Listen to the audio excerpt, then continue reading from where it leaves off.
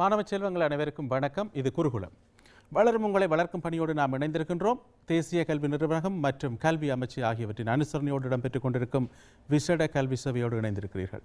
அன்பார்ந்த மாணவ செல்வங்களே, தரம் 5 மாணவர்களாகிய உங்களுக்கு இன்றைக்கு கணித பாடத்தை கற்பிப்பதற்காக, உங்களுக்கு ஒரு ஆனந்தமான வகுப்பறையை மீண்டும் தருவதற்காக எங்களுடைய பேரின்பராஜா ஆசிரியர் அவர்கள் வந்திருக்கிறார்கள். உங்களுக்கு தெரியும், அவர் ராஜகிரிய இந்து வித்தியாலயத்தினுடைய பிரதி அதிபராக பதவி வைத்தவர். நேற்றைய தினத்திலிருந்து அவர் அதிபராக கடமையேற்றிருக்கிறார். அவருக்கு எங்கள் வாழ்த்துக்களை தெரிவித்துக் கொள்வதோடு இன்றைய தினம் மகிழ்ச்சிகரமான ஒரு வகுப்பை, கணித பாடத்தை உங்களுக்கு நிகழ்த்த இருக்கிறார். எனவே அவரை அன்போடு வரவேற்றுக் கொள்வோம். வணக்கம் சார். வணக்கம் சார். தொடர்ந்து உங்கள் ஆசிரியரோடு இணைந்து மகிழ்வான இந்த பொழுதை கற்றலோடு கழியுங்கள். மீண்டும் அன்பான பிள்ளைகளுக்கு வணக்கத்தை கூறிக்கொண்டு, நேத்ரா டிவியின் குருகுல கல்வி நிகழ்ச்சியினூடாக மீண்டும் ஒரு பாடத்தினூடாக நாங்கள் சந்திக்கின்றோம் பிள்ளைகள். இப்போது நாங்கள் பாடத்துக்கு நாங்கள் செல்லலாம் நினைக்கிறேனே. இப்போ பாருங்கள், இன்றைக்கு படிக்க போகின்ற பாடம் கணித பாடம். அப்போ கணித பாடத்தில் நாங்கள் பார்க்க வேண்டிய ஒரு விடயம் தரவுகளை கையாளல். அப்போ தரவுகளை கையாளல் என்ற விடயம் உங்களுக்கு ஏற்கனவே தரம் 3, தரம் 4 வகுப்புகளில் படித்த ஒரு பாடம்தான். இங்கு உங்களுக்கு மீண்டும் ஒரு விரிவான விளக்கத்தோடு இன்றைய இந்த நேரத்தில் உங்களுக்கு கொடுப்பதற்காக நான் ஆயத்தமாக வந்திருக்கின்ற பிள்ளைகள். இப்போது நீங்கள் இப்போ பாருங்கள், தரவுகளை கையாளுதல், இதனூடாக நாங்கள் அடைய போகின்ற கற்றற்பேறுகள் தரவு சேகரித்து நிரல் மூலம் வகை குறிப்பார். அப்போ தரவுகளை சேகரித்து நிரல் மூலம் வகை குறிக்கின்ற திறமையை நீங்கள் பெற வேண்டும். அடுத்து நிரல் வரைவு மூலம் காட்டப்படும் தகவல்களை விவரிப்பார். அப்போ நிரல் வரைவொன்று வரையப்பட்டு அந்த வரைவினூடாக காட்டப்படுகின்ற விடயங்களை நீங்கள் விவரிக்கக்கூடிய ஒரு திறமையை பெறுவீர்கள். பொருத்தமான அளவு திட்டத்தை மாற்றி, அப்போ தரப்பட்டிருக்கின்ற உங்களுக்குரிய அந்த விடயங்களை நீங்கள் அவதானித்து அளவு திட்டத்தை மாற்றி நிரல் வரைவு மூலம் வகை குறித்து தகவல்களை வாசிப்பார். அங்கே வரைவில் காட்டப்படுகின்ற தகவல்களை நீங்கள் சரியாக வாசிப்பீர்கள். 3 கற்றற்பேறுகளை நீங்கள் அடைவீர்கள். ஆகவே இந்த கற்றற்பேறுகள் அடைவதற்கு முன்பாக இந்த கவனிக்க வேண்டிய சில விடயங்கள் உங்களுக்கு நான் சொல்ல இருக்கின்றேன். அப்போ தரவுகளை கையாளுகின்ற விடயம் உங்களுக்கு தரம் 3, தரம் 4 படித்தாலும் இங்கு கவனிக்கப்பட வேண்டிய ஒரு முக்கியமான ஒரு விடயத்தை பாருங்கள்.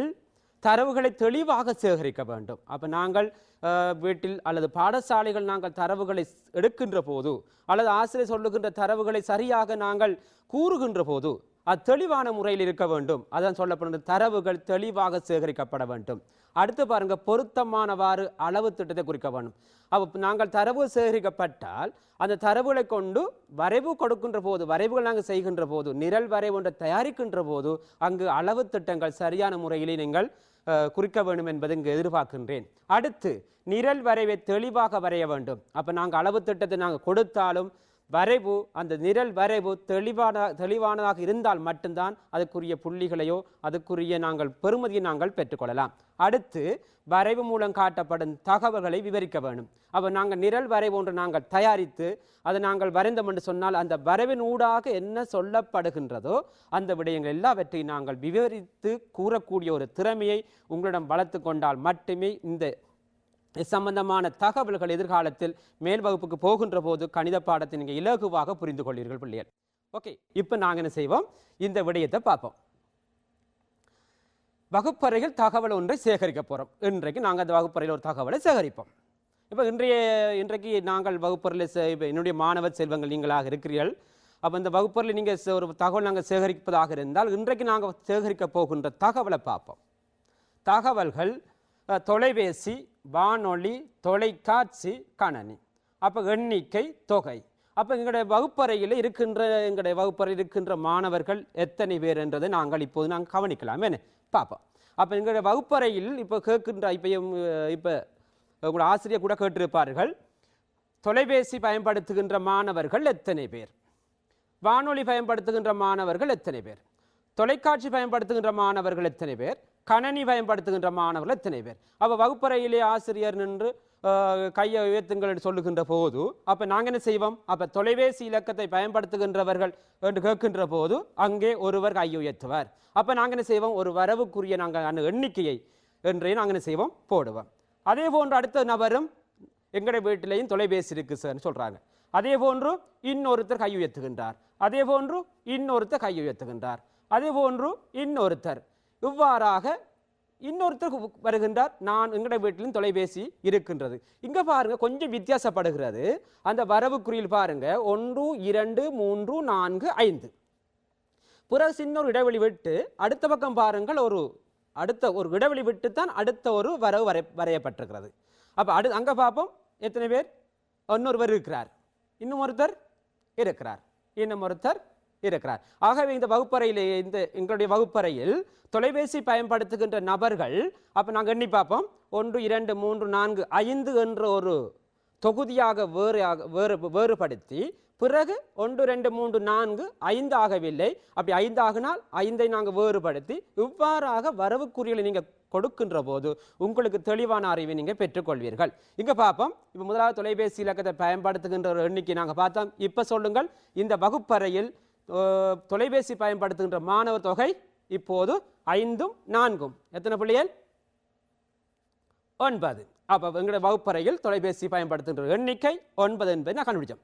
அடுத்து வானொலி பயன்படுத்துகின்ற பிள்ளைகள் எத்தனை பேர் இருக்கிறீர்கள் என்று ஒரு கேள்வி கேட்டால் எங்களுடைய வகுப்பறையில் பாப்போம் 5 பேர் இருக்கிறார்கள். 5 பேர் இருக்கிறார்கள். அப்போ 5 பேராக இருக்கிறார்கள். அப்போ எத்தனை பேர் இருக்காங்க? 5 மொத்தம் எங்களுடைய வகுப்பில் வானொலி பயன்படுத்துகின்ற மாணவர்களுடைய தொகை 10 பேர் இருக்கிறார்கள்.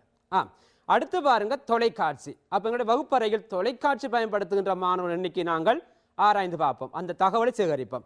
அப்போ தொலைக்காட்சி பயன்படுத்துகின்ற மாணவர்கள் 5 பேர் இருக்கிறார்கள், 3 பேர் இருக்கிறார்கள். அப்போ 5 3 எத்தனை பிள்ளைகள்? 8. என்ன 5 3 அப்போ 8. அப்போ எங்களுடைய வகுப்பறையில் தொலைக்காட்சி பயன்படுத்துகின்ற மாணவர்கள் 8 பேர் இருக்கிறார்கள். அடுத்து பாருங்க கணனி பயன்படுத்துகின்ற மாணவர்கள் 4 பேர் தான் இருக்கிறார். அப்போ 5க்கு போகவில்லை. ஆகவே எங்களுடைய கணனி பயன்படுத்துகின்ற மாணவர்கள் எத்தனை இருக்கிறார்கள்? 4 பேர் இருக்கிறார்கள். ஆகவே இந்த பாருங்க, இப்போ எங்களுடைய வகுப்பறை என்று உங்களுடைய வகுப்பறை நினைச்சுக்கொள்ளுங்க. அப்போ எங்களுடைய வகுப்பறையில் தொலைபேசி பயன்படுத்துகின்றவர்கள், வானொலி பயன்படுத்துகின்றவர்கள், தொலைக்காட்சி பயன்படுத்துகின்றவர்கள், கணனி பயன்படுத்துகின்றவர்கள் சொல்லி அப்போ இதை விட முக்கியமான தகவலை இப்போது தேடி சேகரித்து கொண்டிருக்கிறார்கள் அரசாங்கமும், உங்களுடைய டீச்சர் கூட சேகரித்து கொண்டு இருக்கிறார்கள். அதே போன்றுதான் இன்றைக்கு கூட எங்களுடைய வகுப்பறையில் எத்தனை பிள்ளைகள் இருக்கிறாங்க பார்த்தா தெரியுமே என்ன? அங்கே பாருங்க, உங்களுக்கு தெரியுங்க எத்தனை பிள்ளைகள் வகுப்பறையில் இருக்கிறார்கள் என்பதை உங்களால் எண்ணிக்கொள்ள முடியும். இப்போ பாருங்கள், ஆக எங்களுடைய வகுப்பறை, எனது வகுப்பறையில் காணப்படும் மாணவர்கள் எத்தனை பேர்? 31 பிள்ளைகள் எங்களுடைய வகுப்பறையில் இருக்கிறார்கள். அப்போ 31 பிள்ளைகள் எவ்வளவு செய்கிறார்கள். ஆகவே இந்த இடத்துல ஒரு விடயம் என்ன, சில நேரங்கள் இந்த இவ்வளவும் இல்லாத சில பிள்ளைகள் இன்றைக்கு கூட நீங்கள் இந்த தொலைக்காட்சி ஊடாக, வானொலி ஊடாக இந்த செய்திகளை, இந்த கற்றல் முறைகளை பெறுகின்ற மாணவர்கள் இருந்தாலும் ஒரு சில மாணவர்கள் தவிக்கப்பட முடியாத காரணமாக இந்த வசதி இல்லாத போது அவர்களுக்கும் நாங்கள் என்ன செய்யலாம், ஒரு வகையில் நாங்கள் எப்படியாவது உதவி செய்யக்கூடியவர்களாக அந்த வகுப்பில் இருக்கின்ற மாணவர்கள் நீங்கள் உதவி செய்வீர்கள் என்று நம்புகின்றேன். அடுத்து இந்த வரவுக்குரிய பாருங்கள், இந்த வரவுக்குறியில் குறிக்கின்ற போது எப்படி குறிக்கப்பட்டதோ அதே முறையத்தை நீங்கள் கையாள வேண்டும். அப்போ இடைவெளி வர வேணும்னு சொன்னால் இடைவெளி வர வேண்டும். சில நேரங்கள் இடைவெளி இல்லாமல் இருந்தால் அது இடைவெளி இல்லாமல் நீங்கள் பயன்படுத்துங்க. இடைவெளி போடப்பட்டிருந்தால் இடைவெளியை போடுங்க. சில நேரம் உங்களுக்கு அந்த பக்கம் 8 தரப்பட்டிருக்கும், இந்த பக்கம் இடைவெளி தரப்பட்டிருக்கும். அப்போ அந்த இடைவெளி தரப்பட்டிருந்தால் இங்கே போடும்போது மேலே உள்ள முறையை பயன்படுத்தி தான் நீங்கள் கீழையும் வரவுக்குறிகளை நீங்கள் செய்யணும், பயன்படுத்தணும். அப்படி இல்லாவிட்டால் அதுக்குரிய புள்ளிகள் இழக்கப்படும் என்பதை ஞாபகத்தில் வச்சுக்கொள்ளுங்க. சரி, இப்போ நாங்கள் ஒரு விடையது போவோம். வரைவு ஒன்று காணப்படுகின்ற அச்சுக்கள். அப்போ நாங்கள் இந்த வரவுக்குறி பயன்படுத்துகின்றோம், வரவுக்குறியை எடுத்து தகவல் சேகரித்து விட்டோம்.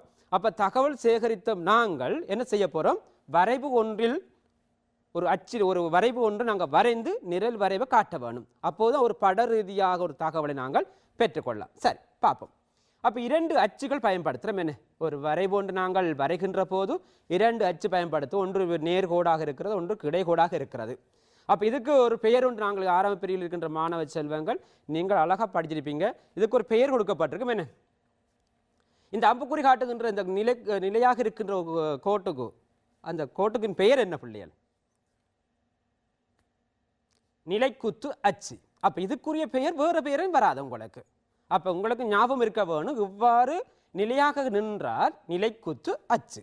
அதே போன்று பாருங்கள், கிடையாக இருப்பதனால் கிடை அச்சு. அப்போ இதுக்கு வேறு பெயர் எதுவுமே இங்கே நீங்கள் பயன்படுத்த முடியாது. சில நேரம் உங்களுக்கு ஒரு கேள்வி கேட்டால் பிள்ளை எதுக்குரிய இந்த அம்புக்குரிய காட்டி இதன் பெயரை எழுதுக, இதன் பெயரை எழுத சொன்னால் நீங்கள் என்ன செய்வீங்க, நிலைக்குத்து அச்சு, அடுத்தது கிடை அச்சு. அப்போ நாங்கள் மறக்க முடியாது. அப்போ ஒரு வரைவுல மிக அவதானமாக இருக்க வேண்டிய ஒரு 2 கோடுகள் இருக்கிறது. ஒன்று நிலைக்குத்து அச்சு, அடுத்து கிடை அச்சு. நிலைக்குத்து அச்சு, கிடை அச்சு. ரைட். இப்போ பாருங்கள், எண்ணிக்கையையும் தகவல்களையும் நிரல் வரைவு ஒன்றில் குறிப்பது எப்படி என்றுதான் ஒரு கேள்வி இருக்கிறது. அப்போ நாங்கள் தகவலை சேகரித்து விட்டோம். அந்த தகவலை கொண்டு வந்து இந்த நிரல் வரைவு ஒன்றில் எப்படி குறித்து கொள்ளலாம் என்ற ஒரு பாடத்தை நாங்கள் இன்றைக்கு தெளிவாக கற்க போகிறோம். சரி, இப்போ வாங்க. இப்போ நாங்கள் ஏற்கனவே பார்த்தது போல் நாங்கள் முதலாவது செய்ய வேண்டிய வேலை என்ன, நிலைக்குத்து அச்சு ஒன்றை நாங்கள் போடுகின்றோம். அப்போ நிலைக்குத்து அச்சு ஒன்றை போட்டோம் என்று சொன்னால் அடுத்து என்ன செய்வோம், கிடை அச்சை போட்டு விட்டோம். அப்போ கிடை அச்சை போட்டதுக்கு பிறகு அடுத்து என்ன செய்ய வேணும்னு பாருங்கள். இந்த பக்கம் எண்ணிக்கை இருக்க வேண்டும். இந்த பக்கமாக எண்ணிக்கை, தொகை அல்லது எண்ணிக்கை இருக்கும். அப்போ கீழ்ப்பக்கமாக என்ன, எண்ணிக்கை 1 இருந்தால் அப்போ அங்கே தரப்படுகின்ற தகவல் 1, 2, 3 ஒற்றையன்களாக ஒரு 10 வரைக்கும் இருந்தால் நீங்கள் 1, 2, 3, 4, 5, 6, 7, 8, 9, 10 வரைக்கும் நீங்கள் போடலாம். அதே போன்று ஒரு கிடை அச்சு பார்த்தால் அதில் ஒரு தகவல் போடுகின்ற, அப்போ இந்த அச்சில் நாங்கள் இந்த வரைவில் நாங்கள் என்ன செய்ய போகிறோம், ஒரு குடும்ப தகவலை நாங்கள் சேர்த்துக்கொள்வோம். அப்போ குடும்ப தகவல்களை எப்படி ஒரு தகவல் பார்ப்போம். என்ன தகவல், உங்களுடைய வீட்டில் சகோதரர்கள் உள்ளவர்கள். அப்போ எங்களுடைய வகுப்பறையில் இருக்கின்ற தகவல் எடுக்க போகிறோம். சகோதரர்கள் இருக்கின்ற, அப்போ சகோதரர்கள் இருக்கின்ற ஒரு வகுப்பறையாக இருந்தால் ஒரு எத்தனை பிள்ளைகளுக்கு சகோதரர்கள் இருக்கிறார்கள். அப்போ எத்தனை பேர் இருக்கிறாங்க உங்களோட வகுப்பில், 3 பேருக்கு சகோதரர் இருக்கிறார்கள். அடுத்த பாருங்கள், சகோதரிகள் இருக்கின்ற உள்ளவர்கள். அப்போ சகோதரிகள் இருக்கின்றவர்கள் எத்தனை பேர் உங்களுடைய வகுப்பில் கேட்டால் என்ன செய்வோம், 5 பேர் இருக்கிறார்கள். எங்களுடைய வகுப்பில் 5 பேர் இருக்கிறார்கள். சரி, அடுத்த பாருங்கள், சகோதர சகோதரி உள்ளவர்கள் எத்தனை பேர். அப்ப சகோதர சகோதரி உள்ளவர்கள் எத்தனை பேர் கேட்டால் இங்க 4 பேர் காட்டப்படுகின்றது. அடுத்த பார்ப்போம், சகோதர சகோதரி இல்லாதவர். அப்ப நான் மட்டும்தான், எங்கள் வீட்டில் நான் மட்டும்தான் என்று சொல்லுகின்ற ஒரு தகவலும் இருக்கிறது. அப்ப பார்ப்போம், அப்ப அங்க எத்தனை பேர் இருக்கிறார்கள், 2 பேர் இருக்கிறார்கள். அப்போ இது ஒரு வரைவு, அது மட்டுமல்ல ஒரு தகவல். அது நாங்கள் தகவல்களை சேகரித்து எங்களோட வகுப்பறையில் ஆண் சகோதரர் இருக்கின்றவர்கள் எத்தனை பேர், பெண் சகோதரர் இருக்கின்றவர்கள் எத்தனை பேர், சகோதர சகோதரிகள் இருக்கின்றவர்கள் எத்தனை பேர், அப்போ 2 பேரும் இல்லாதவர்கள் எத்தனை பேர்னு சொல்லி ஒரு தகவல் ஒன்று ஆசிரியர் கேட்கின்ற போது நாங்கள் என்ன செய்வோம், இப்படியான ஒரு வரைவை நாங்கள் வரைந்து கொடுக்கின்ற போது தெளிவான ஒரு விளக்கத்தை நாங்கள் பெற்றுக்கொள்ளலாம். அதே வேளையில் கேட்கின்ற கேள்விக்கு நாங்கள் விடை கொடுக்க முடியுமா, முடியாதா? முடியும். இப்போ பாருங்க, எங்களோட வகுப்பில் எத்தனை பேருக்கு சகோதர சகோதரிகள் இல்லை என்று கேட்டால் நீங்கள் என்ன செய்வீங்க, 2 பேருக்கு தான் சகோதரிகள் இல்லை.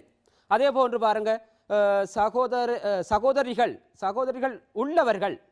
அப்ப சகோதரர்கள் இருக்கின்ற எத்தனை பேர் கேட்டால் 5 பேர், 5 பிள்ளைகளுக்கு சகோதரிகள் இருக்கிறார்கள். சகோதரர்கள் உள்ளவர்கள் 3 பேர் இருக்கிறார்கள். இப்போ எனக்கு தேவைன்னு சொன்னால் இந்த வரைவை ஃபுல்லாக கொஞ்சம் மிக கவனமாக பாருங்க. இந்த மிக கவனமாக பார்க்கின்ற போது ஒரு வரைவை எப்படி வரைய வேணும்ன்றது, நிலைக்குத்து போட்டோம், கிடையச்சு போட்டோம், நிலைக்குத்து அச்சு வரைந்தோம், கிடையச்சு வரைந்தோம், பிறகு எண்ணிக்கை போட்டு எத்தனை 1, 2, 3 சொல்லி போட்டோம். அதுலேயும் மிக கவனமாக பாருங்க, இங்கு நன்றாக கவனிக்க வேணும், பூஜ்ஜியத்தில் ஆரம்பிக்கப்படுகின்றது. பூஜ்ஜியத்திற்கு பிறகு பாருங்க சம இடைவெளி, பூஜ்ஜியத்திலிருந்து அடுத்த பாருங்க சம இடைவெளி, 1லேருந்து 2க்கு போகும்போது சம இடைவெளி, 2லேருந்து 3க்கு போகும்போது சம இடைவெளி, அது அப்படியே மேலே போகின்ற போது சம இடைவெளி இருக்க வேண்டும். அதில் இருந்து நீங்கள் விலகினால் அது வரைவாக ஏற்றுக்கொள்ளப்பட மாட்டாது. அதே போன்று பாருங்க, கீழே உள்ள வரைவை பாருங்க, இந்த சகோதரர் உள்ள வரைவை பாருங்க, அந்த வரைவிலையும் சம இடைவெளியிலே அங்கே போடப்பட்டிருக்கின்ற இந்த வர்ணங்கள் தீட்டப்பட்டிருக்கிற வர்ணங்கள் போடப்பட்டிருக்கின்ற அந்த செவ்வகமாக இருக்கின்ற விடயத்தை பாருங்கள், நீளமாக இருக்கின்றத பாருங்கள், அந்த நீளமாக இருக்கிறதுக்கு சிவப்பாக இருக்கிறதுக்கு இடையில சமமாக இருக்குது. அதே போன்று நிலைக்குத்து அச்சுக்கும் இங்கே நீளமாக இருக்கின்ற அந்த பாக்ஸுக்கு இடையில் சமகிடவழி, மற்றவற்றுக்கும் சமகிடவழி. அப்படி சமகிடவழி இருந்தால் மட்டும்தான் அது வரைவாக இருக்க வேண்டும். இதுதான் பரீட்சையில் மிக கவனிக்கப்படுகிற ஒரு விடயம் என்பதை நீங்கள் மறக்கக்கூடாது. ஆகவே இப்போ உங்களுக்குரிய தகவல் விடையை இப்போ விளங்கியிருக்கும். வரைவில் மிக முக்கியமாக பார்க்க வேண்டிய சில பகுதிகள் நாங்கள் பார்த்துருக்கின்றோம். முக்கியமாக என்னென்ன வர வேண்டும்? நிலைக்குத்து அச்சு வரும், கிடையச்சு வரும். எந்த பக்கம் எண்ணிக்கை வரும், இந்த பக்கம் எண்ணிக்கை வரும். எந்த பக்கம் தகவல் வரும், இந்த பக்கம் தகவல் வரும். எப்படி இலக்கம் போடணும், இலக்கம் போடுற முறை. எப்படி இந்த வரைவு வரையணும், அப்படி வரையணும். இது நாங்கள் பார்த்துட்டோம். இப்போ வாங்க ரைட். பின்வரும் வரைவுகள் சரியா பிள்ளையா என்பதை உங்கள்கிட்ட ஒரு கேள்வி கேட்கப்படுறோம். இப்போ இந்த நீங்கள் வரைவு சரியாக நீங்கள் விளங்கி கொண்டிருந்தால் இப்போ வரைய போகின்ற வரைவுகள் சரியா பிள்ளையா? உணவுகளை விரும்பும் மாணவர் பற்றியது தகவலை ஒன்று நாங்கள் இப்போ சேகரிக்கின்றோம். எங்களோட வகுப்பறையில் உணவுகளை விரும்புகின்ற மாணவர் பற்றிய தகவல் ஒன்றை நாங்கள் சேகரிக்கின்றோம். சரி, உணவு வகை தொகை. அப்போ உணவு வகைகளை விரும்புகின்ற பிட்டு விருப்பம், தோசை விருப்பம், பான் விருப்பம் என்று சொல்லி ஒரு சிறிய வகுப்புள்ள மாணவர்கள் சொல்லுகிறார்கள். அங்கே தொகை என்று சொல்லப்படுற எண்ணிக்கை. பிட்டு விரும்புகின்ற மாணவர்கள் 4 பேர், தோசை விரும்புகின்ற மாணவர்கள் 3 பேர், பான் விரும்புகின்ற மாணவர் 2 பேர். ஆகவே இந்த வகுப்பறையில் பாருங்கள் எத்தனை பிள்ளைகள் இருக்கிறார்கள்? 4 3 7 7 2 9 பிள்ளைகள் இருக்கிறார்கள். அந்த 9 பிள்ளைகளுடைய வரைவை நாங்கள் பார்ப்போம். அப்போ இந்த பிள்ளை அந்த வரைவை பார்த்து அந்த தகவலை பார்த்து இந்த வரைவை ஒரு பிள்ளை வரைந்திருக்கிறது. இப்போ என்னுடைய கேள்வி என்னென்று சொன்னால், இந்த வரைவு சரியானதா பிழையானதா? அப்போ ஏற்கனவே வரைவு எப்படி வரைய வேணும்ன்றதுக்குரிய அந்த பகுதிகள் நுணுக்கங்கள் எல்லாவற்றையும் சொல்லியிருக்கிறேன். இப்போ சொல்ல முடியும் உங்களால் இந்த பகுதி, இந்த வரைவு சரியா பிழையா? சரி, இப்போ பாப்பி. பிட்டு விரும்புகின்றவர் எத்தனை பேர்? 4 பேர். ஆகவே கொடுக்கப்பட்டிருக்கிறது. தோசை விரும்புகின்றவர்கள் 3 பேர், கொடுக்கப்பட்டிருக்கிறது. பான் சாப்பிடுகின்றவர் 2 பேர், கொடுக்கப்பட்டிருக்கிறது.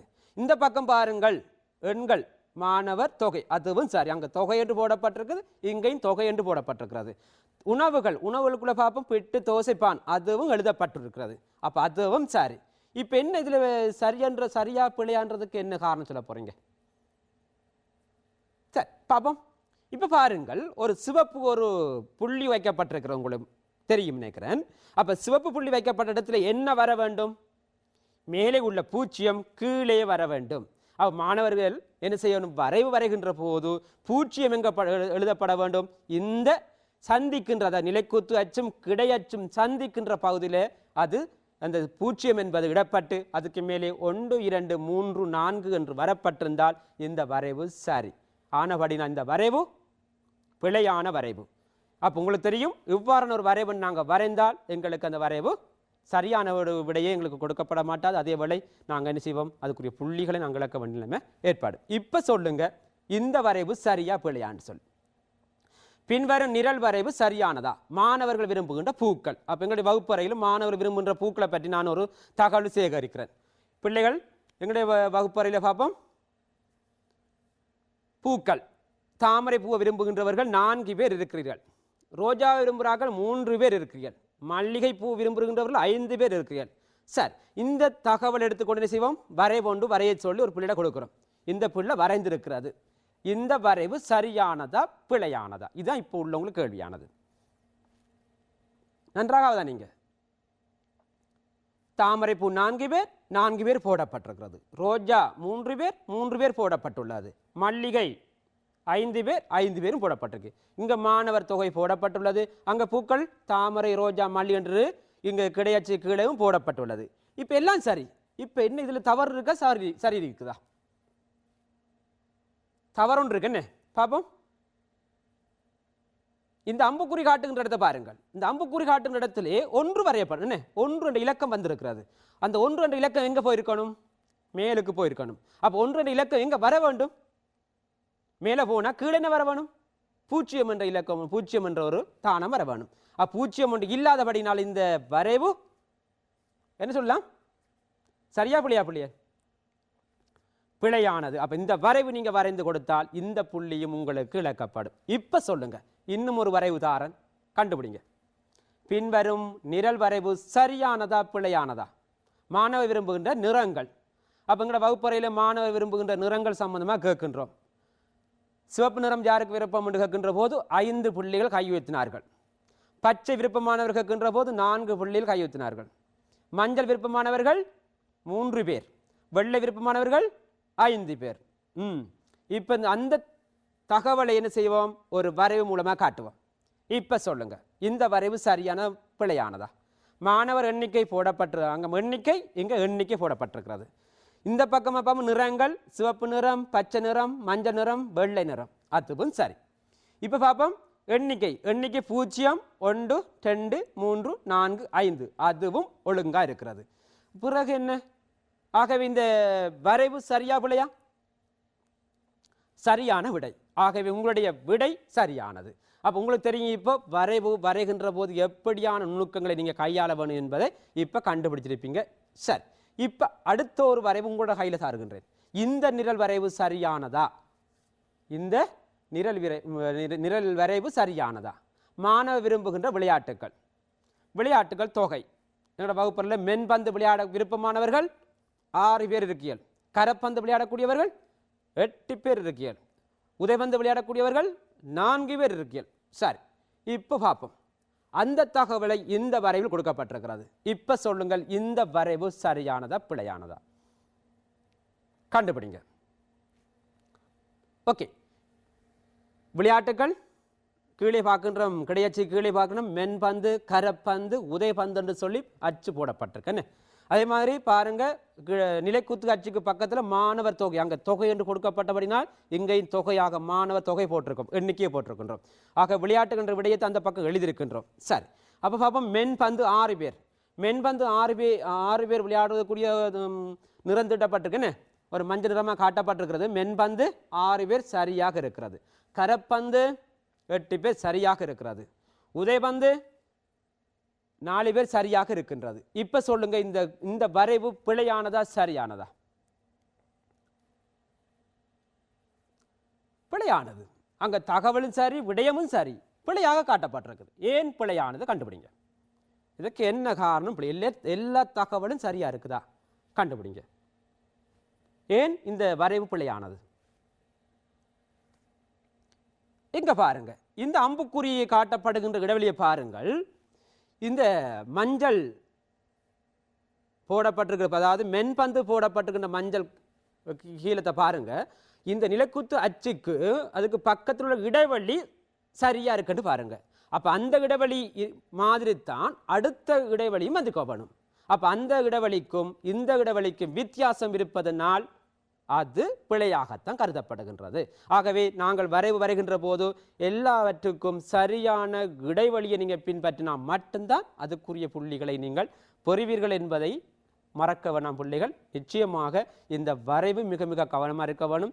இலகுவாகத்தான் இருக்கும், பார்க்கின்றவர்களுக்கு இலகுவாகத்தான் இருக்கும். கெட்டிக்கார பிள்ளை கூட மிக நுணுக்கமான விடயத்தில் அப்படியே விட்டு அந்த புள்ளி இலகுவான வினாவை புள்ளிகளை இழக்கப்படுகின்ற கட்டங்களை நாங்கள் பார்த்திருக்கின்றோம். சரி, இப்போ உங்களுக்கு இது பிழைன்றது கண்டுபிடிச்சிங்க. இப்போ சொல்லுங்கள், இந்த வரைவு சரியானதா பிழையானதா? மாணவர்கள் விரும்புகின்ற பிராணிகள் ஆடு, மாடு, முயல், யானை. எண்ணிக்கை ஆடு விரும்புகின்ற மாணவர்கள் 6 பேர் இருக்கியல், மாடு 8 பேர் இருக்கியல், முயல் 4 பேர் இருக்கியல், யானை 4 பேர் இருக்கியல். சரி, இந்த தகவல் இந்த வரைவில் நிரல் வரைவில் ஒன்று குறித்து காட்டுகின்றது. குறிக்கப்பட்ட ஒரு பிள்ளை இந்த வரைவை குறித்து காட்டியிருக்கிறார், ஒரு பிள்ளை குறித்து காட்டியிருக்கிறார். இந்த வரைவு சரியானதா பிழையானதா என்பதான் இப்போ உங்களுக்கு கேட்கப்படுற கேள்வி. ஆடு எத்தனை பேர்? 6 பேர் போடப்பட்டிருக்கிறது. மாடு 8 பேர், 8 பேருக்கும் போடப்பட்டிருக்கிறது. முயல் 4 பேருக்கு போடப்பட்டிருக்கிறது. யானை 4 பேர் போடப்பட்டிருக்கிறது. அப்ப பிராணிகள் என்றதுக்கு கீழ் பாருங்க, பிராணிகள் என்ற இடத்துக்கு வர வேண்டிய 4 பிராணிகளும் வரப்பட்டிருக்கிறது. அதே போன்று மாணவர் எண்ணிக்கை, அங்கே எண்ணிக்கை போடப்பட்டிருக்கிறது. எத்தனை மாணவர் விருப்பம் என்று பார்க்கிறார்கள். அங்கே பாருங்கள், அந்த பக்கத்திலே ஒரு பிழை கண்டுபிடிக்கப்படுகின்றது. என்ன பிழை என்பதை கண்டுபிடிங்க. சரி, இப்ப பாருங்கள், இந்த பிழைன்னு சொல்லப்படுது. ஏன் இது பிழை என்று கண்டுபிடிக்கிறோம். என்ன இப்ப நாங்க பார்த்தோம் 1, 2, 4, 6, 8. அது எப்படி வரும்? 0 காணவில்லை. அடுத்து 1 என்று ஸ்டார்ட் பண்ணி 2 வந்து 3 இல்லை, 4, 6, 8. அப்ப இதை நாங்க இன்றைக்கு பார்க்க போகின்ற கற்றப்பொருள் ஒன்று என்னன்னு சொன்னால், அளவு திட்டங்களை சரியாக பயன்படுத்தக்கூடிய திறமையை நீங்க அறிய வேண்டும். இப்போ 1 2 3 4 என்று போடுவதா அல்லது 2 4 6 8 10 என்று போடுவதா அல்லது 5 10 15 20 25 30 என்று போடுவதா? ஆகவே 10க்கு உட்பட்ட இலக்கங்களாக இருந்தால் அதை நீங்க என்ன செய்யணும்? 1 2 3 4 என்று போட்டு பார்க்கலாம். அப்படி இல்லைன்னு சொன்னா கொஞ்சம் கூடுதலாக 20 வரைக்கும் போயிருந்தா என்ன செய்யலாம்? 2 4 அதை நீங்க பார்க்க வேணும். அங்க தரப்பட்ட தகவல் வந்து 2 மடங்குகளாக அங்க தரப்பட்டிருக்கும். அந்த அந்த வரைவுக்கு ஓகே. இங்க கேட்கப்பட்டிருக்கிற பிராணிகள் எண்ணிக்கைக்கு அது சரி. எப்படி 4 4 8 6 என்று வந்தபடினால் நாங்கள் இதுக்கு 2 2 சொல்லி நாங்கள் இந்த எண்ணிக்கை நாங்கள் பயன்படுத்தலாம். சில நேரம் 10 20 30 வருகின்ற போது நாங்கள் 5 என்று சொல்லி நாங்கள் பயன்படுத்தலாம், 10 என்று நாங்கள் பயன்படுத்தலாம். அதை நீங்கள் ஞாபகம் வைத்துக் கொள்ள வேண்டும். இன்னும் ஒரு பிழை இருக்கிறது, கண்டுபிடிங்க. இந்த வரைவில் 1 2க்கு பிறகு 3 வரவில்லை, 4 6 8. அவ இந்த பிள்ளை 2 4 6 என்று பயன்படுத்த நினைத்ததோ தெரியவில்லை, அல்லது 1 2 3 அந்த எண்ணத்தோடு அந்த இலக்கத்தை போட்டதோ தெரியவில்லை. ஆனால் இன்னும் ஒரு பிழை இருக்கிறது, கண்டுபிடிங்க. என்ன பிழை இருக்கிறது? இப்ப இந்த சிவப்பு அடையாளத்தை பாருங்க. 1 என்ற இலக்கத்துக்கும் 2 என்ற இலக்கத்துக்கு இடைவெளியை பாருங்க. 1 என்ற இலக்கத்துக்கும் 2 என்ற இலக்கத்துக்கு இடையில் வருகின்ற இடைவெளி சரியாக இருக்கிறது. அதே இடைவெளி 2க்கும் 4க்கும் இடையில இருக்கிறது. அதே போன்று 4க்கும் 6க்கும் இருக்கிறது. அதே போன்று 6க்கும் 8க்கும் இருக்கிறது. ஆனா இப்ப என்னுடைய கேள்வி என்னென்று சொன்னால், அதே இடைவெளி இந்த 1க்கும் 0 வர வேண்டிய இடத்துக்கு இடையில் இருக்கின்றதா?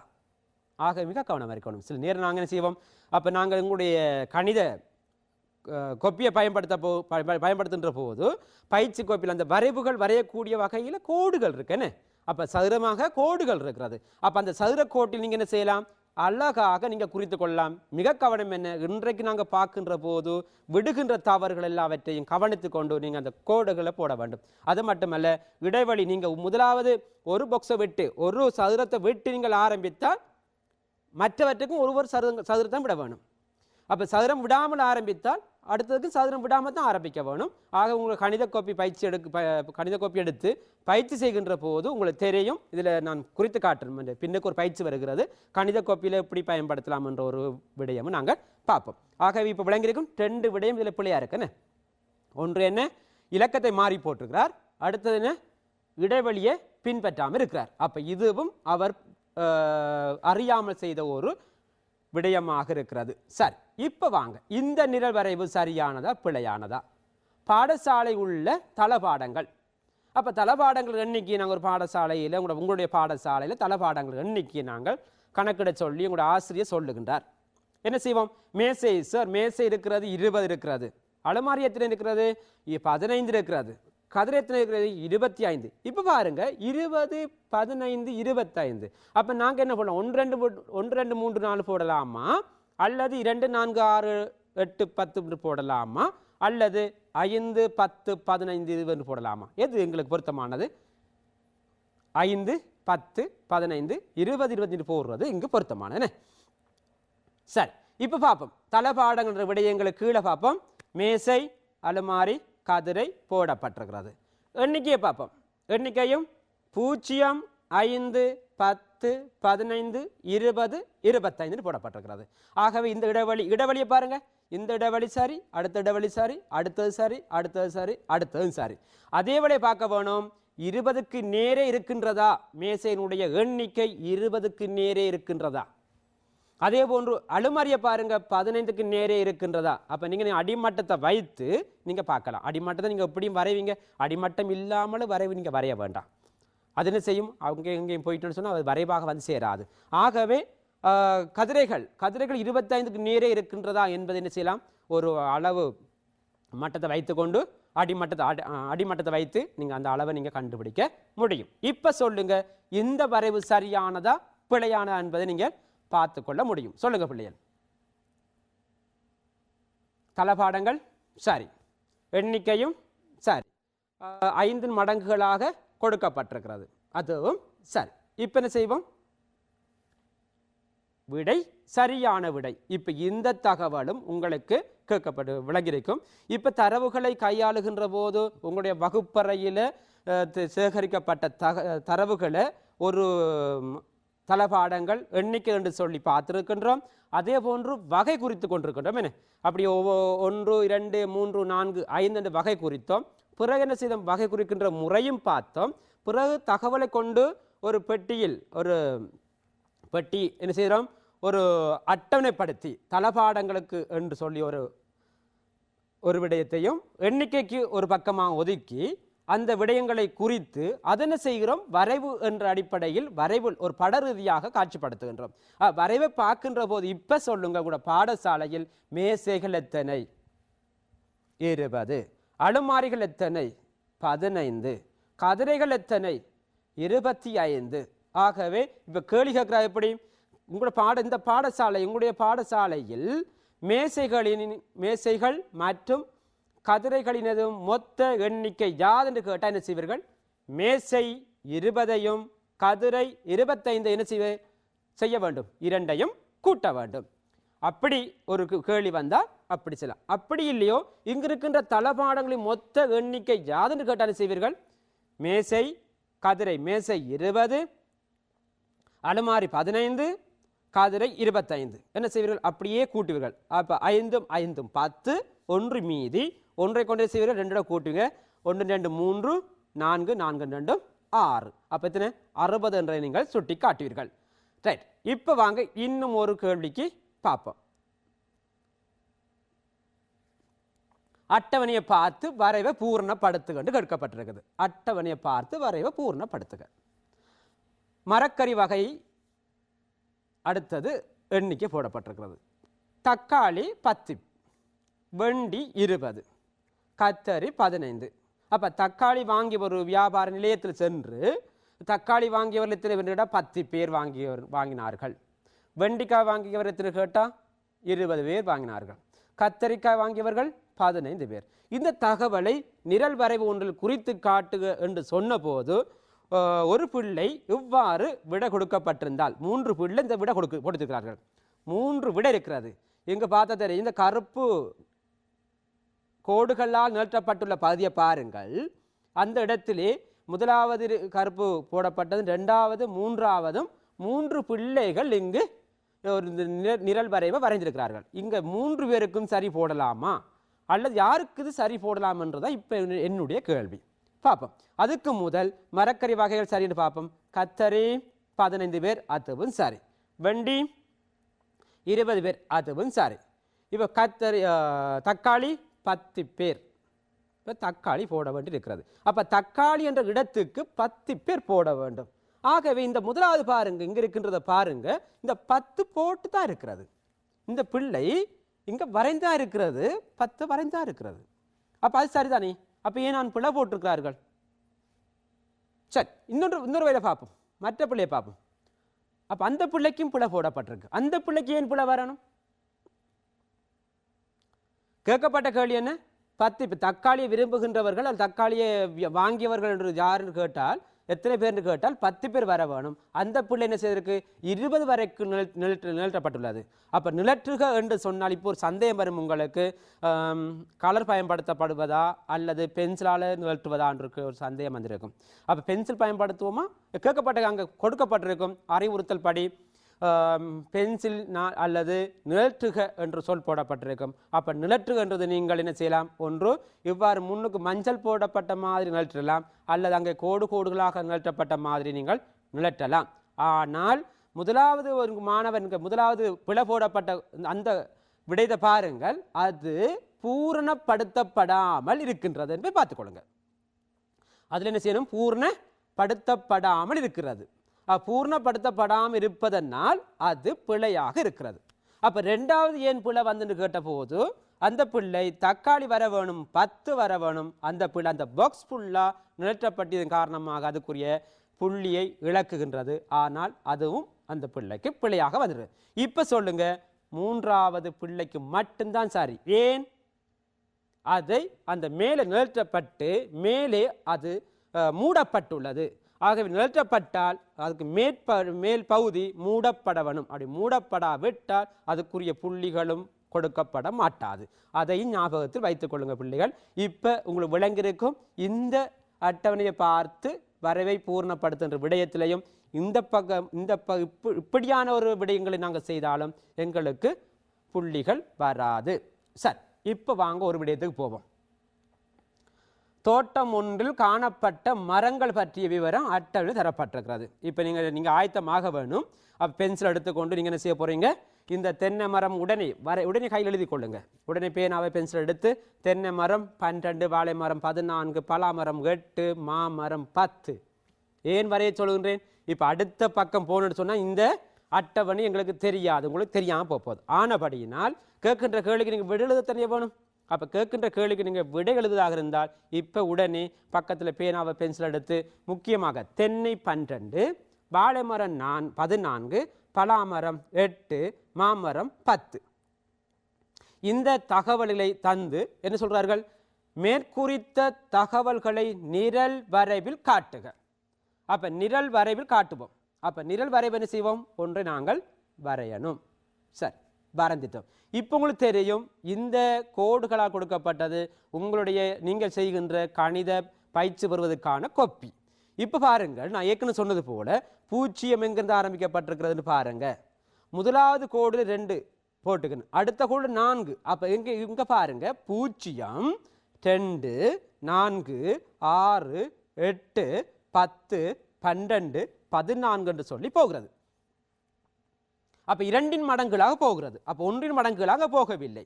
அப்போ உங்களுக்கு தெரியும் ஏற்கனவே பார்க்கப்பட்ட மரங்களுடைய எண்ணிக்கை கூட கேட்டிருந்தேன், எப்படி அந்த எண்ணிக்கையை பார்க்கணும்னு கேட்டிருந்தேன். இப்போ உங்களுக்கு தெரியும் மாமரம் எத்தனை 10 இருந்தது, தென்னை மரம் 12 இருந்தது, வாழை மரம் 14 இருந்தது, பலாமரம் 8 இருக்கிறது. இப்போ இந்த வரைவை பார்த்து இப்போ நான் ஏற்கனவே குறித்திருப்பீர்கள், இந்த வரைவும் என்ன செய்ய போகிறது, இப்போது மறைகின்ற போது இப்போ உங்களுக்கான கேள்வி மட்டும் வரப்போகுது. இப்போ கேள்வி கேட்கின்ற போது நீங்கள் கேள்வி சொல்ல முடியும் என்று நான் நினைக்கின்றேன். சரி, பார்ப்போம். நிரல் வரைவை அவதானித்து விடை எழுதுங்கள். நிரல் வரைவை அவதானித்து விடை எழுதுங்கள். இப்போ முதலாவது கேள்வியை பார்ப்போம். இங்கு அதிக எண்ணிக்கையில் காணப்படும் மரம் எது? இப்போ இங்கே விடையை வேகமாக எழுதி முடிங்க. இங்கு அதிகமான எண்ணிக்கை காணப்படுகின்ற மரம் எது என்றதை இப்போ நீங்கள் கண்டுபிடிங்க.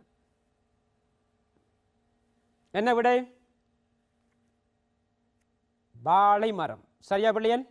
அப்போ இங்கு அதிக எண்ணிக்கை காணப்படுகின்ற மரம் எதுன்னு கேட்டால் வாழை மரம். 2வது கேள்வியை பார்ப்போம். இங்கு மிக குறைவாக காணப்படும் மரம் எது? இங்கு மிக குறைவாக காணப்படுற மரம் எது? கூட்டி பயணம் செய்யணும்.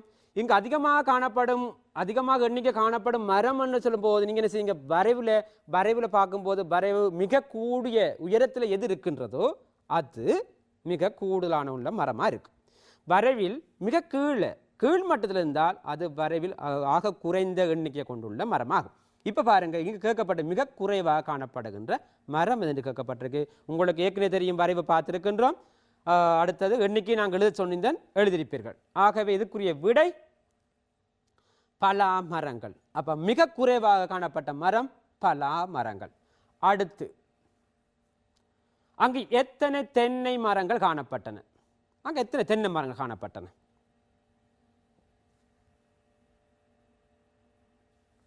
12 தென்னை மரங்கள். நீங்கள் எழுதிய விட சரின்னு நினைக்கிறேன். 12 தென்னை மரங்கள் காணப்பட்டன. சரி, இப்போ இன்னொரு கேள்விக்கு போகலாமா?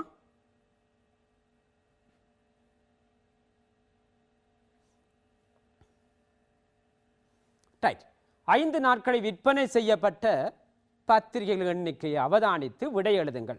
இப்போ உங்களுக்கான ஒரு பயிற்சி ஒன்று தரப்போறேன். நான் இந்த அட்டவணையை பார்த்து நீங்கள் ஒரு விடையை நீங்கள் எழுதுவதற்கு ரெடி ஆகுங்கள். அப்போ இந்த விடையை நீங்கள் சொல்ல முடிந்தால் சொல்லலாம். நீங்கள் வீட்டில் இருக்கின்ற நபர்களுக்கு அம்மா அப்பா இந்த விடையை நான் எழுத போகின்றேன் ரெடின்னு சொல்லி இப்போ செய்து காட்டுங்கள். 5 நாட்களில் விற்பனை செய்யப்பட்ட பத்திரிகைகள் எண்ணிக்கையை அவதானித்து விடை எழுதுங்கள். அப்போ 5 நாட்களில் விற்பனை செய்யப்படுகின்ற 7 நாட்களில் விற்பனை செய்யப்படுகின்றது தான். 5 நாட்கள் மட்டும்தான் விற்பனை செய்யப்படுகின்றதா என்ற கேள்வி நீங்கள் கேட்கலாமே. அப்படி இல்லை, இங்கே கேட்கப்பட்டு நாங்கள் தரவு சேர்க்கின்றோம். 5 நாட்களும் நாங்கள் விற்பனை செய்கின்ற ஒரு வியாபார நிலையத்துக்கு சென்றோம் என்று சொன்னால் அவங்ககிட்ட ஒரு கணக்கு எடுக்க போகிறோம். சனி ஞாயிறு விட்டு ஏனைய திங்கள் செவ்வாய் புதன் வியாழன் வெள்ளி போன்ற நாட்கள் நாங்கள் பக்கத்தில் உள்ள கடைக்கு செல்கின்றோம். அந்த அப்படியான வியாபாரம் பண்ணுகின்ற புத்தக கடைகள் இருக்கும், அல்லது இந்த பத்திரிகை விற்கின்ற கடைகள் இருக்கும், பழங்கள் விற்கின்ற கடைகள் இருக்கும். ஏதாவது கடை இருந்தால் உங்கள் ஆசிரியரோடு மெல்ல ஒரு வெளிக்களத்தை பயன்படுத்தி இந்த தரவுகளை சேகரிக்கலாம். அல்லது உங்களுடைய பாடசாலைக்கு முன்பாக நின்று எத்தனை வாகனங்கள் போகிறது, வாகனங்கள் முச்சக்கர வண்டி போகிறது, எத்தனை முச்சக்கர வண்டி போகிறது, எத்தனை பேருந்து போகின்றது, எத்தனை மோட்டார் சைக்கிள் போகின்றது, அப்படியான தரவுகளை சேகரித்து வகுப்பறை சென்று அதுக்கு ஒரு படத்தை நாங்கள் இப்படி வரைந்து அது சம்பந்தமான கேள்விகளை நாங்கள் என்ன செய்யலாம், தயாரிக்க முடியுமா முடியாதா? முடியும். இப்போ என்ன செய்ய போறேன்னு பாருங்க. 5 நாட்கள் பக்கத்தில் உள்ள கடைக்கு நாங்கள் சென்றிருக்கின்றோம். அந்த கடையில் கேட்கின்றோம் என்ன, எத்தனை பத்திரிகைகள் விற்கப்பட்டுன்னு கேட்குறோம். சரி, அப்போ நாட்கள் திங்கள், செவ்வாய், புதன், வியாழன், வெள்ளி போன்ற நாட்கள் நாங்கள் 5 நாட்களையும் பார்த்துட்டோம். சரி, அப்ப திங்கட்கிழமை விற்கப்பட்ட பத்திரிகைகள் 25, செவ்வாய்க்கிழமை 20, புதன்கிழமை 15, வியாழக்கிழமை 20, வெள்ளிக்கிழமை 10. அப்ப நாங்கள் என்ன செய்யறோம், போயிருந்து நாட்களை போட்டோம். திங்கட்கிழமையை போட்டு எண்ணிக்கையை போட்டு விட்டோம், செவ்வாய்க்கிழமையை போட்டு எண்ணிக்கை 20 போட்டு விட்டோம். அப்படியே அந்த எண்ணிக்கை அந்த தகவலை எடுத்து விட்டோம். இப்போ என்ன செய்ய போறோம், வரைவு வரைவதற்கு நாங்கள் ஆயத்தம் ஆயிட்டோம். இப்போ வரைவு நாங்கள் வரைவதுக்கு பார்ப்போம். என்ன பண்ணணும், அடிப்படை நிலைக்குத்து அச்சு சரியாக போடப்பட்டிருக்கான்னு பார்த்துக்கொள்ளுங்க. நிலைக்குத்து அச்சு சரியாக போடப்பட்டிருக்கான்னு பார்த்துக்கொள்ளுங்க. அப்போ நிலைக்குத்து அச்சில் பாருங்கள் 0 ஆரம்பிக்கப்பட்டிருக்கிறது. அதுக்கு பிறகு 5, 10, 15, 20, 25 போகிறது. அப்போ 5 மடங்கள். ஏன் அங்கே பாருங்க 10 இருக்கிறது, 5 இல்லை, 10 இருக்கிறது, 15 இருக்கிறது, 20 இருக்கிறது, 25 இருக்கிறது. அப்போ உங்களுக்கு தெரியும், அளவு திட்டத்தில் நாங்கள் என்ன செய்யலாம், 1, 2 போட்டோம் மட்டும் மிக தூரத்துக்கு போய்விடும். அப்போ எங்களுடைய கொப்பியை விட்டு இன்னொரு கொப்பியை நாங்கள் ஜாயின் பண்ணுறதா, அப்படிலாம் வராதானே. ஆக என்ன செய்யலாம், அப்போ நாங்கள் இந்த எங்களோட கொப்பியில் எழுதக்கூடிய வகையில் இருக்குமாக இருந்தால் என்ன செய்யணும், 5, 10, 15, 20 போட்டோம். இந்த வரைவை ஒரு பக்கத்தில் வரையலாம். அப்படி இல்லாமல் நீங்கள் 1, 2, 3 போட்டால் 25 வரிகள் வேணும். 25 வரிகள் அங்கே கொப்பியும் போனால் உங்களோட வரைவை நாங்கள் வரைய முடியாமல் போகும் என்பதனால் தான் உங்களுக்கு தெரிய வேணும் அளவு திட்டத்தை. நாங்கள் எடுக்கின்ற தகவல்கள் பொருத்தமான அளவு திட்டங்கள் 1 ஆரம்பித்து 10க்குள் இருக்கிறது. ஓகே, அப்போ 1, 2, 3, 4, 5, 6, 7, 8, 9, 10 என்று போடலாம். அப்போ 2, 4, 6 என்று வருகின்ற மாதிரி இருந்தால் அப்போ 20க்கு உட்பட்டு இருந்தாலும் நீங்கள் 2, 4, 6, 8 என்று போடலாம். இப்போ பார்த்து நாங்கள் பெருந்தொகையாக வந்தால் இப்போ 100 கிட்ட வந்தால் நிச்சலாம் 10, 20, 30, 40 அப்படி தான் தகவல் பார்ப்போம். இப்போ நாங்கள் பார்த்த தகவல் என்ன, 5, 10 பார்க்குற போது 10 இருக்குது, 20 இருக்குது, 30 இருக்கிறது, 10 இருக்குது, 15 இருக்குது, 20 இருக்குது, 25 இருக்கிறது, 30 போகவில்லை. ஆனபடி நாங்கள் என்ன செய்வோம், 5 மடங்குகள் 5 பிரிவுகளாக எடுக்கிறோம். அப்போ நிலைக்குத்து அச்சில் 0 ஆரம்பிக்கப்பட்டு சரியான இடைவெளி கொடுக்கப்பட்டு 5, பிறகு சமண இடைவெளி கொடுக்கப்பட்டு 10, சம இடைவெளி கொடுக்கப்பட்டு 15, சம இடைவெளி கொடுக்கப்பட்டு 20, மீண்டும் சம இடைவெளி கொடுக்கப்பட்டு 25. இப்போ சரி. அப்போ நிலைக்குத்து அச்சுக்கு பக்கத்தில் என்ன பண்ணணும், பத்திரிகைகளின் எண்ணிக்கை வரையப்பட்டிருக்கிறது. அதே போன்று நாட்கள் கீழே வாருங்கள், திங்கள், செவ்வாய், புதன், வியாழன், வெள்ளி. அப்போ நாட்களும் போடப்பட்டுன்னு. இப்போ அதுவும் சரி. இப்போ திங்களுக்கு நேரே எங்களோட 25 பத்திரிகை கொடுக்கப்பட்டிருக்கா? ஆம், கொடுக்கப்பட்டிருக்கிறது. செவ்வாய்க்கிழமை பார்ப்போம், 20க்கு சரியாக கொடுக்கப்பட்டிருக்கா? அதுவும் சரி. புதன்கிழமை விற்கப்பட்ட பத்திரிகை எண்ணிக்கை 15, புதன்கிழமைக்கு நேரே வருகின்றது, அதுவும் சரி. வியாழக்கிழமை 20, அப்போ 20க்கு வியாழன் 20, அதுவும் சரி. வெள்ளிக்கிழமை 10, அப்போ அதுவும் சரி. இப்போ இந்த வரைவெல்லாம் இப்போ நான் அப்படியே திரையில் பார்த்து கொண்டு நீங்கள் இருக்கிறீர்கள். இப்போ உடனே உங்களுடைய கோப்பியில் நான் சொல்லுகின்ற கேள்விக்குரிய விடையை மட்டும் எழுதி கொள்ளலாம். நீங்கள் உங்களுடைய கேள்விக்குரிய விடைகளை நான் கேட்கின்ற போது என்ன செய்யலாம், நீங்கள் வரையலாம். உங்களுக்கான முதலாவது கேள்வி, 15 பத்திரிகை விற்கப்பட்ட நாள் எது? 15 பத்திரிகைகள் விற்கப்பட்ட நாள் எது என்பதுதான் இப்போ உங்களுக்கான முதலாவது கேள்வி. மிக விரைவாக எழுதி கொள்ளுங்கள். என்ன விடைன்றதை நீங்களே சொல்லுங்கள். நீங்கள் சொல்லுகின்ற விடை இங்கே நான் சொல்லுகிற விடையும் சரியான்று பார்ப்போம். இந்த வரைவின்படி 15 பத்திரிகைகள் விற்கப்பட்ட நாள் எதுன்னு கேட்டதுக்கு உங்களுடைய விடை புதன்கிழமை. சரியான விடையா இருக்கும் நினைக்கிறேன். சரியான விடை புதன்கிழமை. அடுத்து பாருங்க, திங்கட்கிழமையும் புதன்கிழமையும் விற்பனை செய்ய. 2வது கேள்விக்கு வருகின்றேன். திங்கட்கிழமையும் புதன்கிழமையும் விற்பனை செய்யப்பட்ட பத்திரிகைகளின் எண்ணிக்கை யாது? அப்போ நல்லா தெரிய வேணும். எப்படியா? திங்கள் புதன். அப்போ திங்கட்கிழமையும் புதன்கிழமையும் விற்பனை செய்யப்பட்ட மொத்த பத்திரிகை இருக்கிறாங்க. அப்போ நாங்கள் என்ன செய்ய வேணும்? புதன்கிழமை விற்கப்பட்ட பத்திரிகைகள் திங்கட்கிழமை விற்பனை செய்யப்பட்டது 25, புதன்கிழமை விற்பனை செய்யப்பட்டது 15. அப்போ இரண்டையும் கூட்டணுமா கழிக்கணுமா என்பதை நீங்கள் கடந்த வகுப்பறையில் நீங்கள் பிரச்சனை தீர்த்தம் என்ற ஊடாக நீங்கள் கற்றுக்கொண்டீர்கள். கூட்டுவது எப்படி, கழிப்பது எப்படி, பிரிப்பது எப்படி என்றதை பெருக்குவது எப்படி என்றதான் படிச்சிங்க. இப்போ என்ன செய்கின்றோம்? திங்கட்கிழமையும் புதன்கிழமையும் விற்பனை செய்யப்பட்ட பத்திரிகை அந்த நாளும் இந்த நாளும் விற்பனை செய்யப்பட்ட என்ன செய்யும்? ரெண்டையும் ஒன்றாக கூட்டுவோம். உங்கள் விடை என்ன விட வந்து விட்டது? அந்த கிழமை திங்கள் புதன்கிழமை ரெண்டையும் கூட்டும் போது என்ன விட வந்தது?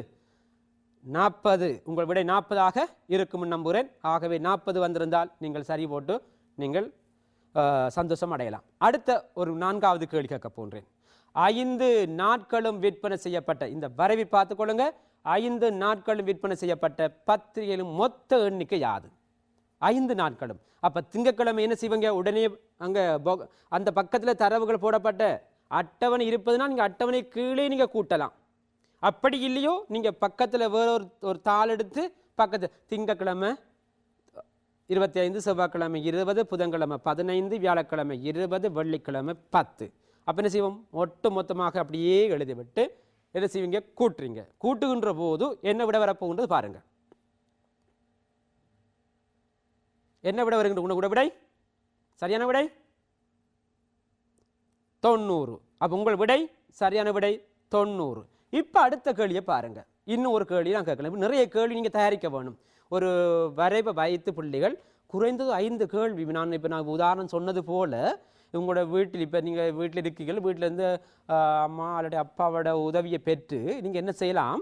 இந்த வீட்டில் இருந்து கொண்டு தரவுகளை சேகரிப்பேன். நான் நிறைய தரவுகள் பிராணி சம்பந்தமாக பார்த்துருந்தேன், அதே மாதிரி பூக்கள் சம்மந்தமாக பார்த்துருந்தேன், மரம் சம்மந்தமாக பார்த்துருந்தேன், தளபாடம் சம்மந்தமாக பார்த்துருந்தேன், பத்திரிகை போட்டிருந்தேன், இப்படி மரக்கறி போட்டிருந்தேன். இப்படி பல்வேறுபட்ட தரவுகளை நான் சேகரித்தேன். அப்போ நீங்கள் என்ன செய்ய போகிறீங்க? வீட்டில் இருந்து கொண்டு உங்களோட மரங்கள் சம்மந்தமாக போடலாம், காய்கறிகள் போடலாம், பழங்கள் போடலாம். வீட்டில் இருக்கின்றவர்களை நாங்கள் என்ன செய்யலாம்? வீட்டில் இருக்கின்றவர் நாங்கள் 10 பேர் இருக்கின்ற ஒரு நினைத்து கொண்டு 10 பேர்லையும் இத்தனை பேருக்கு 3 பேருக்கு அன்னாசி பழம் விருப்பம், 2 பேருக்கு மாம்பழம் விருப்பம், இப்படி பழங்களை போடலாம். அப்படி இல்லையோ வேறு என்னென்ன தரவுகளை சேகரிக்கலாம்? வீட்டில் உள்ள தளபாடங்கள், வீட்டில் உள்ள பொருட்கள், வீட்டில் இருக்கின்ற பொருட்கள், இவ்வாறான விடயங்கள் எல்லாவற்றை நீங்கள் என்ன செய்யலாம்? வீட்டில் இருந்து கொண்டு இந்த தகவலை நீங்கள் என்ன செய்யலாம்? பெற்றுக்கொள்ளலாம். அவ்வாறான இந்த சூழ்நிலையிலே நீங்கள் தரவுகளை பயன்படுத்தி கையாளுகின்ற முறையில் மிக இலகுவான புள்ளிகள் பெறலாம். 100க்கு 100% நாங்கள் பெற்றுக்கொள்ள வாய்ப்பு இருக்கிறது. ஆனால் நாங்கள் எவ்வளோதான் கெட்டித்தனமாக இருந்தாலும் நான் காட்டிய சில உதாரணங்கள் இருக்கு தனி பிள்ளைகள். அந்த உதாரணங்களை நீங்கள் பின்பற்றாவிட்டால் அதுக்குரிய புள்ளிகளை நீங்கள் இழப்பது உண்டு. இப்போ நான் அடுத்த ஒரு கேள்வி கேட்கலாம். இங்கே பார்ப்போம். சம எண்ணிக்கையில், அப்போ சம எண்ணிக்கையில் செவ்வாய்க்கிழமையும் வியாழக்கிழமையும் சம எண்ணிக்கையில் விற்கப்பட்டிருக்கிறது. அப்போ சம எண்ணிக்கை விற்கப்பட்டது, சம எண்ணிக்கை பத்திரிகை விற்பனை செய்யப்பட்ட நாட்கள் யாவென்று கேட்டால் நீங்கள் என்ன செய்வீர்கள்? செவ்வாய்க்கிழமையும் வியாழக்கிழமையும். அப்போ செவ்வாயும் வியாழனும் போடலாம், அல்லது செவ்வாய் வியாழன் என்று போட்டாலும் உங்கள் விடை சரியான விடை. ரைட். இவ்வாறு அடுத்த ஒரு கேள்வி கேட்கலாம்.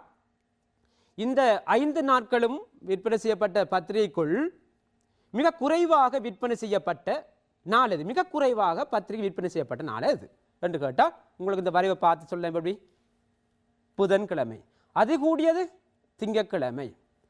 ஆக இவ்வாறான கேள்வி நீங்களே செய்யலாம். உங்களுடைய வரைவுகளை தயாரித்து நீங்கள் ஒரு 10 கேள்வியாக தயாரித்து கொள்ளலாம். அதே வேளையில் உங்களுடைய பயிற்சி புத்தகம், கணித பயிற்சி புத்தகத்தில் நினைக்கிற நிறைய தகவல் போடப்பட்டு நாங்கள் இன்றைக்கு படிக்கப்பட்ட விடயங்களை தவிர நிறைய தகவல் இருக்கிறது. இன்றைக்கு படித்தது போல நீங்கள் என்ன செய்யலாம்? அந்த வரைவுகளை நீங்கள் எடுத்து நீங்கள் என்ன செய்யலாம்? படிக்கலாம். அதே மாதிரி வீட்டில் பயிற்சி பெற்றுக்கொள்ளலாம். 2ஆம் தவணைக்குரிய தகவலை கையாளுன்ற பாடம் 2ஆம் தவணைக்குரியது. ஆகவே அந்த 2ஆம் தவணைக்குரிய பாடத்தை இப்போ நீங்கள் பயிற்சி பெறுகின்ற போது பெறுகின்ற போது பாடசாலைக்கு சென்றது மீண்டும் ஆசிரியர் சொல்லித் தருவார்கள். அந்த நேரம் உங்களுக்கு மிக விரைவாக செய்து கொள்வீர்கள். அது மட்டுமல்ல, பிழை இல்லாமல் செய்வீர்கள். நாங்கள் என்னென்ன பிளவிடக்கூடிய கட்டங்கள் பார்த்தோமோ அந்த இடத்துல நன்றாக ஞாபகம் வைத்துக் கொள்ளுங்க. இந்த இடத்துல பூச்சியம் போடாவிட்டால் பிளவலும், இந்த பக்கம் வரைகின்ற போது சமகிடவெளி பேணாவிட்டால் பிளவலும், அந்த பக்கம் நிலக்குத்து அச்சியில வந்து சமகிடவெளி பேணாவிட்டால் பிளவலும். அதே மாதிரி 1, 2, 3, 4 போக வேணும், அல்லது 2, 4, 6, 8 போகணும், அல்லது 5, 10, 12 இங்கு நீங்க கவனிக்க வேணும். அது மட்டுமில்லை, இந்த பக்கம் நிலக்குத்து பக்கத்தில் வருகின்றது எண்ணிக்கை, கிடைப்பக்கம் வருகின்றது தகவல். அப்ப ரெண்டையும் சரியான முறை கொடுக்கப்பட்டிருந்தால் அதுக்குத்தான் புள்ளிகள், மற்றதுக்கு புள்ளிகள் இல்லை. இப்ப நாங்க என்ன செய்வோம், இப்ப இந்த விடயங்கள் எல்லாவற்றையும் வைத்துக்கொண்டு இப்ப நான் படித்த விடயங்களை பார்த்திருப்போம். இப்ப வாங்க முக்கியமான விடயங்கள், இன்றைக்கு நாங்கள் பார்த்த விடயங்கள் எல்லாவற்றினுடைய சாராம்சத்தை உங்களுக்கு நான் சொல்வதற்காக இருக்கின்றேன். அப்ப சாராம்சத்தை பாருங்கள். வரவுக்குறி. அப்ப வரவுக்குறி நாங்கள் பார்த்தோம். வரவுக்குறி எப்படி இடப்பட வேண்டும் என்ற முறையை நாங்கள் காட்டணுமா காட்டலையா? காட்டணும். அப்ப காட்டப்பட்ட போது உங்களுக்கு தெரிஞ்சிருக்கும் வரவுக்குறி எப்படி, முதலாவது விடயத்திலையும் நாங்கள் பார்த்தோம் வரவுக்குறியை எப்படி பயன்படுத்துறது. அப்போ 5 தொகுதிகளாக நீங்கள் எண்ண வேண்டும். அப்போ அல்லது உங்களுக்கு உங்களுடைய பாடத்தில் அல்லது நினைக்கிறேன் 3ஆம் தரத்தில் ஒரே மாதிரியாக போடப்பட்டுள்ளது, 4ஆம் தரத்தில் 5 போடப்பட்டுள்ளது. அதே மாதிரி 4ஆம் தரத்தில் அப்படித்தான், 5ஆம் தரத்தில் அப்படித்தான் இருக்கிறது. 5 வகையாக போடப்பட்டுள்ளது. நீங்கள் 5 போடலாம். மீதியாக 1, 2 வந்தால் அதை நீங்கள் கொஞ்சம் இடைவெளி விட்டு அதை நீங்கள் போட வேண்டும். அடுத்தது அளவு திட்டங்களை தெளிவாக அவதானித்து நிரல் வரவை வரைதல். அப்ப அளவு திட்டங்களை தெளிவாக இப்ப நாங்க பார்த்தோம். நான் மீண்டும் ஏன் சொல்லுகின்றேன் சொன்னால், நாங்கள் இந்த ஏற்கனவே நான் பல்வேறுபட்ட வினாப்பத்திரங்களை திருத்துகின்ற போது உங்களுடைய வினாப்பத்திரங்களை பாடசாலையில் கொடுக்கப்பட்டு இது சம்பந்தமான கேள்வி வருகின்ற போதும் இந்த பிள்ளைகள் இந்த வரைவு கூட செய்ய தெரியாதா என்ற கேள்வி தோன்றியது. அப்ப இந்த வரைவு கூட சொல்ல தெரியாத பிள்ளைக்கு இந்த பிள்ளைகள் எடுக்கக்கூடிய பிழை இப்படி செய்தால் பிழை வரும் என்று உங்களுக்கு தெரிந்தால் அந்த இடத்துல நீங்க இந்த வரைவு கேள்வி தெளிவாக செய்யலாம். அப்ப இப்படியான பிரச்சனை வரக்கூடாது என்பதற்காகவே இந்த தெளிவை நாங்கள் கொடுக்கின்றோம்.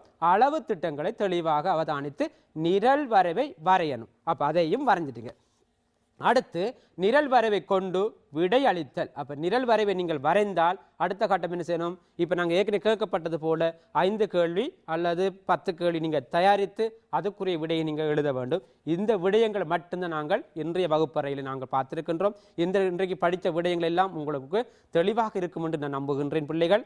ஆனபடியினால் உங்களுடைய பாடப்புத்தகத்தில் இருக்கின்ற பயிற்சிகளை அழகாக செய்து நீங்கள் சரியா பிள்ளையான்னு சொல்லி உங்களுடைய இருக்கின்ற உறவினரிடம் கேட்டு சரி பிள்ளை பார்த்துக் கொள்ளுங்க. நான் இப்போது இன்றைய நிகழ்ச்சி நான் நிறைவு செய்கின்ற நேரத்துக்கு நான் வந்திருக்கின்றேன். ஆனபடினால் பிள்ளைகள் மீண்டும் உங்களை நான் சந்திக்கும் வரை விடை பெற்றுக் கொள்வதோடு இந்த நிகழ்வை ஏற்பாடு செய்த கல்வி அமைச்சுக்கும் தேசிய கல்வி நிறுவனத்துக்கும் மற்றும் மேல் மாகாண கல்வி அதிகாரிக்கும் இந்த இடத்தில் நன்றி கூறிக்கொண்டு மீண்டும் ஒரு முறை சந்திக்கும் வரை விடைபெறுகின்றேன். நன்றி, வணக்கம் பிள்ளைகள். பாடசாலையில் மாணவர்களுக்கு வழங்கும் அறிவை தேசத்தின் பிள்ளைகள் அனைவருடனும் பகிர்ந்து கொள்ள நீங்கள் விரும்புகிறீர்களா? உங்களது கற்பித்தல் கவர்ச்சிகரமானதா, ஆக்கப்பூர்வமானதா, அறிவுபூர்ணமானதா? ஆம் எனில் நீங்கள் கற்பிப்பதை வீடியோவில் பதிவு செய்து அதிபரின் விதைந்துரைப்புடன் எமக்கு வாட்ஸ்அப் வழியே அனுப்பி வையுங்கள். விண்ணப்ப படிவம் குருகுலம் Facebook பக்கத்தில். வளரும் எம்மை வளர்க்கும் இடம் குருகுலம்.